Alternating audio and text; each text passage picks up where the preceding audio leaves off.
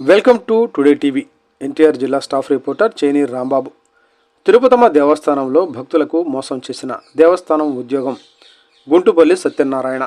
ఎన్టీఆర్ జిల్లా జగ్గయ్యపేట నియోజకవర్గం పెనుగంచిప్రోలు గ్రామంలోని భక్తుల కోరికలు తీరుస్తూ భక్త జనానికి మేలు చేస్తున్న శ్రీ తిరుపతమ్మ అమ్మవారి దేవస్థానానికి వెండి కిరీటం పలు సమర్పించుకుందామని మన్యం వెంకటేశ్వరరావు దంపతులు మొక్కుబడి నిమిత్తం పెనుగంచిప్రోలు అమ్మవారి దేవస్థానంలో ఉద్యోగి గుంటుపల్లి సత్యనారాయణ ఆలియాస్ డోలు సత్యం మోసం చేశాడంటూ మీడియా ముందుకు వచ్చిన పల్నాడు జిల్లా వినుకొండ గ్రామం మన్యం వెంకటేశ్వర్లు దంపతులు అమ్మవారిపై భక్తితో వెండి ఆభరణాలు చేయించే నిమిత్తం దేవస్థానానికి వచ్చిన మాకు గుంటుపల్లి సత్యం తనకు తెలిసిన వారి ద్వారా చేయిస్తానని మధ్యవర్తిగా బాధ్యతలు తీసుకుని 3 లక్షల రూపాయలు ఆభరణాల తయారీదారుడైన కృష్ణారెడ్డికి ఇప్పించి సంవత్సరం 7 నెలల కాలం జరిగిందని, ఇప్పుడు డోలు గుంటుపల్లి సత్యం నారాయణ నాకు సంబంధం లేదంటున్నాడని బాధితులు ఆవేదన వ్యక్తం చేస్తున్నారు. అమ్మవారి దేవస్థానంలో ఉద్యోగిగా ఉంటూ అమ్మవారి భక్తులమైన మాకు ఇలా అన్యాయం చేశాడని రోధిస్తున్నారు. భక్తులు మీడియా ముందుకు రావడంతో డోలు గుంటుపల్లి సత్యనారాయణ 3 లక్షల రూపాయలు తిరిగి మన్యం వెంకటేశ్వర దంపతులకు చెల్లించటం దంపతులు తెలియజేసినారు. ఇలాంటి మోసగాడిపై తిరుపతమ్మ అమ్మవారు కార్యనిర్వహణ అధికారి కానీ ఆంధ్రప్రదేశ్ కమిషనర్లు కానీ దేవస్థానాలకు సంబంధించిన ఉన్నత అధికారులు చర్యలు తీసుకోవాలి. అమ్మవారి భక్తులకు ఇలాంటి మోసగాళ్ల వల్ల ఇంకొకరికి అన్యాయం జరగకూడదని మన్యం వెంకటేశ్వర్లు దంపతులు మీడియా సమక్షంలో తెలియజేశారు. నేను అమ్మవారికి మొక్కుకొని ఈ ఆలయంలోకి వచ్చి అందరినీ ఆలంచి డెవలప్ కొట్టే సత్యం అనే అతనికి పోయి ఏమండి ఏడ ఊరన్నా ఉండారా, నేను ఏదన్నా నా ధర్మం పక్క ఏదన్నా చేపించడానికి వచ్చా. వచ్చిన తర్వాత ఆయన అన్నాడు సమాచార కేంద్రానికి తీసుకెళ్తే వాళ్ళు ఏమన్నారంటే ముందు ఈ దూరం చేపిండి అన్నారు. దూరం చేపిండి అంటే 10 లక్షలు అయిద్దని వాళ్ళే పిలిపించారు. హైదరాబాద్ నుంచి ఒక కుర్రోడిని 88,000 ఉంది కేజీ. ఈరోజు 2,80,000 అయింది. మామూలుగా నాకు ఏం వద్దు, నా వస్తువులకి చేపించిన లేదా నాకు ఆ ఎండు కొనిచ్చిన చాలు. మేము అంతకు మించి 3 కేజీలు చెప్పారు. ఆ రోజు 3 కేజీలు చెప్పాను. 3 కేజీలు వెండి మీకు కావాలి. 3 కేజీలు ఎండి కావాలి. తర్వాత మీకు ఆ రోజు 3 లక్షలు ఇచ్చిన తాలూకు ఏమన్నా రసీదు కానీ ఏమన్నా ఇచ్చాడా? అతనితో మాట్లాడిన రికార్డులు కానీ ఏమైనా చేశారా? నా ఫోన్ లో పొద్దుగులు ఉంటాయి రికార్డులు. నా ఫోన్ తీసుకొని కృష్ణారెడ్డికి ఏం చేయం మాట్లాడాను, ఈ సత్యం గారికి ఎన్నిసార్లు మాట్లాడాను, అవి 2 తీసుకోమని. కృష్ణారెడ్డి అని అతను ఎక్కడదా, ఏ ఊరు, ఏ ఏరియా? ఆయన నాకు తెలియదు అసలు. ఆయన తెనాలని ఈయన చెబితే నాకు తెలిసిన ఆయన.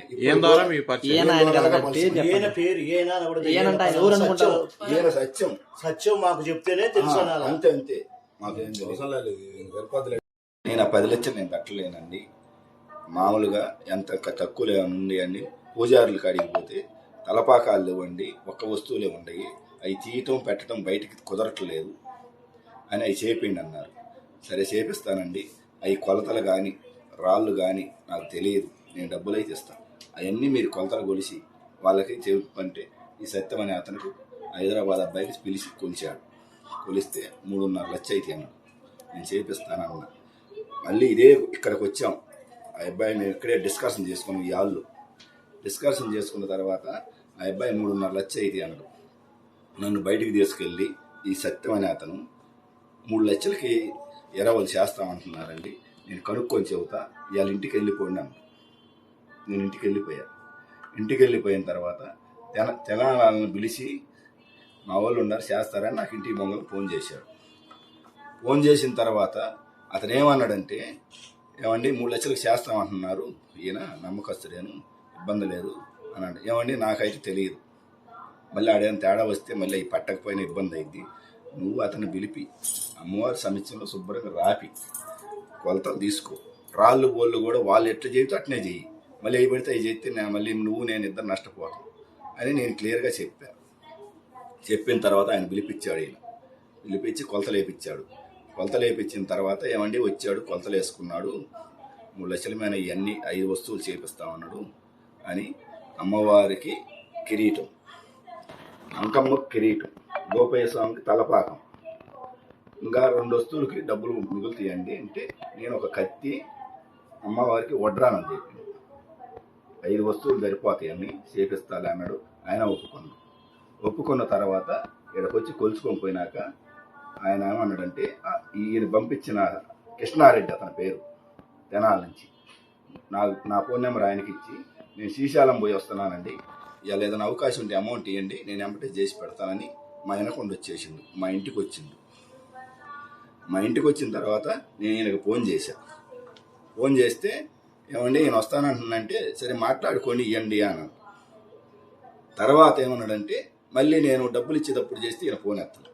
1 నిమిషం మళ్ళీ నేను మా ఆడలు కూకొని మా అమ్మాయి కూకొని మాట్లాడిన తర్వాత 3 లక్షల స్వామి నేను నీకు ఇస్తున్నా, నాకు 2 నెలల మొక్కుబడి ఉంది, అమ్మవారు మొక్కుబడి తీర్చుకోవాలి, నేను అది పొట్టేళ్ళు అది మేపుకుంటున్నా అని తీసుకొని వచ్చా.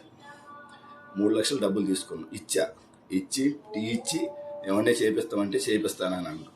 మళ్ళీ ఈయన కొద్దిగా దూరం పోయిండు, అప్పుడు ఫోన్ ఎత్తలేదు. తర్వాత కొద్ది దూరం పోయిండు, ఏమండి డబ్బులు ఇచ్చా 3 లక్షలు, ఇబ్బంది ఏం లేవుంది అని అన్నా.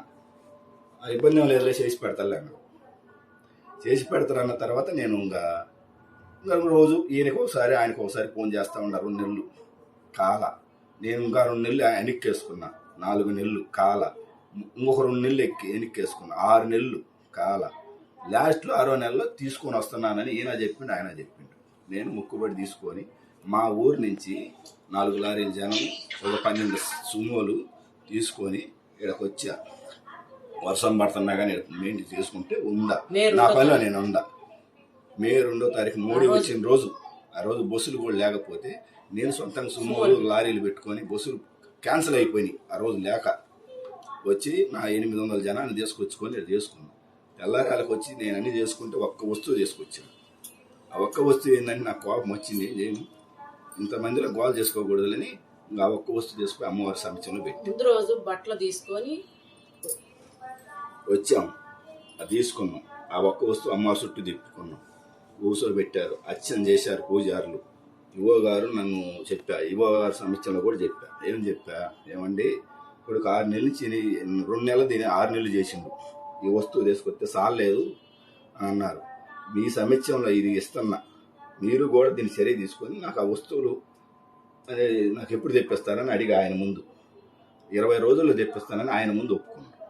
నాకు ఇంక ఈ జనం ఇబ్బంది పడుతున్నారని నేను వెళ్ళిపోయా. నాకు అర్చన చేశారు, నాకు ఫోటోలు ఉన్నాయి, ఇవన్నీ నేను చేపించినాక నేను ఇంటికి వెళ్ళిపోయిన కానీ ఫోన్ చేస్తుంటే ఈయన ఎత్తుతాడు, ఆయన ఫోన్ అయితే ఎత్తుతారు. రేపు ఎల్లుండి అని ఇప్పుడు మళ్ళీ 9 నెలల నుంచి అల్లాడేస్తాను.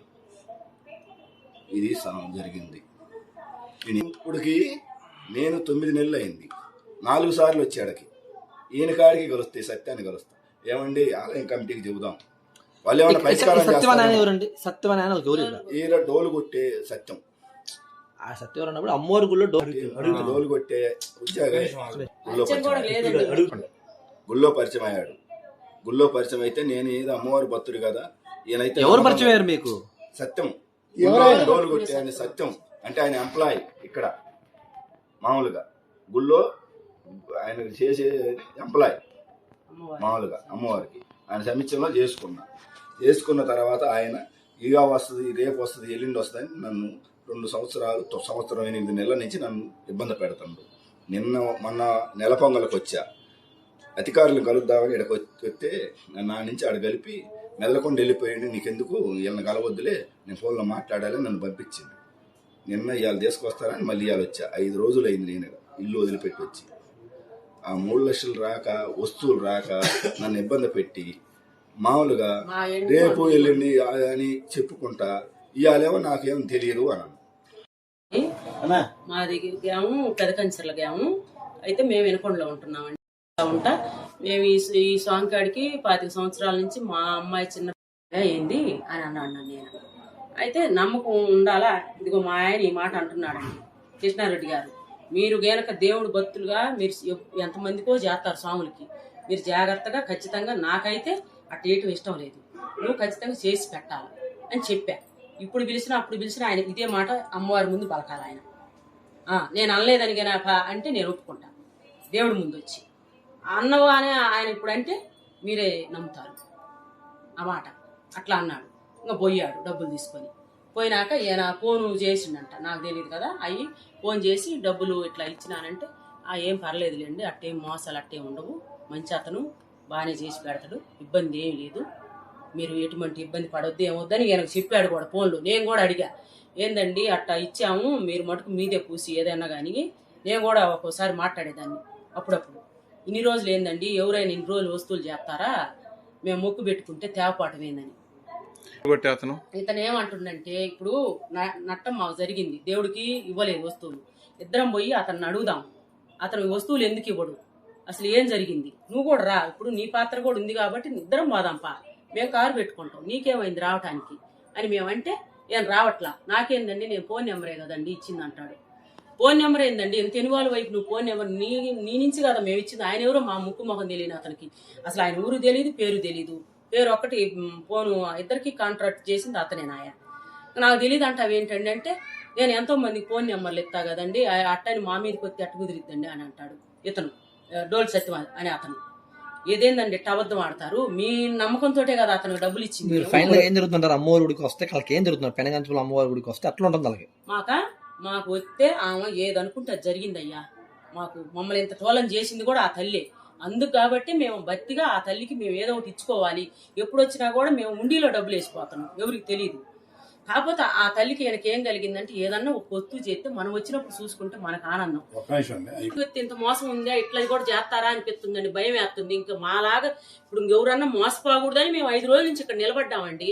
ఇప్పుడు మాలాగా భక్తులు ఉంటారు అమ్మవారి మీద, ఎంతో కొంత ఏదో ఒకటి ఇవ్వాలని, ఆ తల్లి మాకు సాయం చేసింది కాబట్టి మేము ఇవ్వాలనుకుంటాం కదా. మాలాగా ఇంకా ఎంతమందో భక్తులు ఉంటారు, వాళ్ళకు కూడా ఇట్లా అన్యాయం జరగకూడదు కదా అని మేము 5 రోజుల నుంచి ఇక్కడ మేము మనస్తాపం చేస్తున్నామండి. ఇల్లు వాకిలు వదిలిపెట్టి తాళం వేసి మా ఇళ్ళ పక్కన వాళ్ళు ఫోన్ చేస్తున్నారు, ఆడిపోయినారు, ఇన్ని రోజులు ఏంది తిరణాలు పోయి ఇన్ని రోజులు రాపాటు తిరణాలని కూడా చెప్పలా, అసలు మీరు ఇన్ని రోజులు రాపాటు ఏందని అంటున్నారు.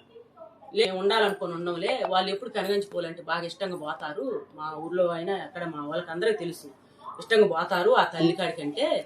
ఏం మరి అయినా ఇన్ని రోజులు ఎందుకున్నారా అని ఇప్పుడు మా బావగారి కొడుకు ఫోన్ చేసి, ఇట్లా ఎవరికైనా ఇక్కడ గుళ్ళో పనిచేసే ఎంప్లాయీకి డబ్బులు కానీ మాట సాయం కానీ తీసుకోకుండా ఇక్కడ ఏదన్నా ఒక కేంద్రం లాగా పెట్టి వస్తువులు చేపించేదానికి ఇక్కడ ఎవరన్నా ఉండి ఒక మనిషి, ఇప్పుడు మాలాగా ఇంకొక భక్తులు మోసపోకూడదు, ఇచ్చి అమ్మవారికి చెడ్డ పేరు వచ్చింది, ఇక్కడికొస్తే ఎట్ట కూడా జరుగుతుందా అని అట్ట ఎవరన్నా పెట్టి ఇక్కడ ఉంటే ఒక భక్తులు దాతలు ముందుకు వచ్చి డబ్బులైనా ఏం ఇయ్యగలుగుతారండి. మా ఎండి ఇప్పుడు 3 కేజీలు ఎండి ఇస్తాడా, ఏమి ఇస్తాడా ఆయన, మా ఎండి మాకు ఇప్పించేటట్టు చెయ్యండి. అడిగామండి ఆ వివో గారిని, ఆయనకు ఒక ఆయన చైర్మన్ గారిని, ఇద్దరిని అడిగాం. అడిగితే వాళ్ళు ఏమన్నారంటే, మీరు డబ్బులు వాళ్ళ సమిత్యం ఆయనకి ఇచ్చారు కదా, ఇతని చేత అయితే డబ్బులు కట్టించగలుగుతాము, ఈ సత్యం గారి చేత అయితే డబ్బులు కట్టించగలుగుతాము, మీకు న్యాయం చేయగలుగుతాము, ఇప్పుడు అది మీరు అంతకుముందు ఏరే కదా మారిపోయాము మేము, ఇప్పుడు మీ పాత్రలో ఉన్నాడు కాబట్టి ఇతని చేత అయితే కట్టించగలుగుతాం అన్నారండి వాళ్ళు, ఈ ఈవో గారు ఇక్కడ చైర్మన్ గారు.